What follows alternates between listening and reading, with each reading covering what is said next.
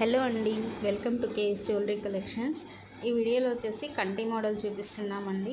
ఇందులో వచ్చేసి పెండెంట్స్ అన్నీ డిఫరెంట్ ఉంటాయి. ఒకసారి క్లీన్ అబ్జర్వేషన్ చేయండి. ఇవి వచ్చేసి జీజే పాలిష్ కడా బ్రాస్లెట్స్ అండి, నోస్ పిన్స్ ఇట్లాగా.